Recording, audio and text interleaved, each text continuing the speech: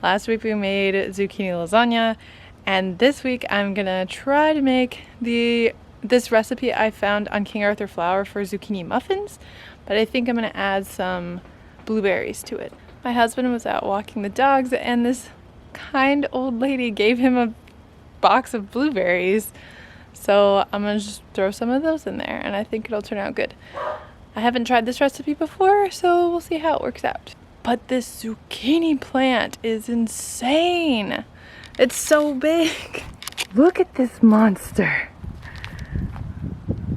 It's huge. I've already harvested so many zucchini from it, and look, there's another one growing in there.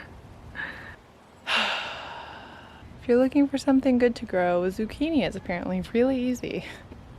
I hope these muffins turn out good, because if they do, then I can use that recipe for even more zucchini. So we're gonna start with 397 grams of sugar. I decided to split this between white sugar and brown sugar evenly. And then we need 198 grams of oil, some vanilla extract, 4 large eggs,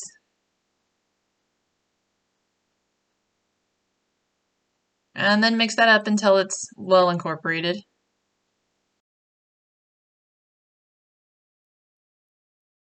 And then we're going to add the flour, 361 grams of flour. Add 1 teaspoon each baking powder, baking soda, and cinnamon, and don't forget the salt. And then give that a mix. Then I added the zucchini. I shredded mine with my KitchenAid shredder attachment, and that worked really well. But you can use a cheese grater if you don't have one. Then I added some blueberries. Spray them in the pan with Pam. I like to use a 1/3 cup measurement when I'm filling muffin tins because it seems to be exactly the right size that is the muffin cup, if that makes sense. Typically, most recipes that want you to use a muffin tin are ones that want it 3/4 of the way full, and the 1/3 cup seems to do really well for that. And then they bake in the oven at 375 for 25 to 27 minutes.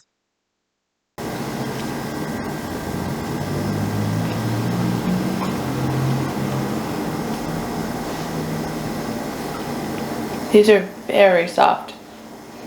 It's like a fluffy cake almost, instead of a muffin. Like,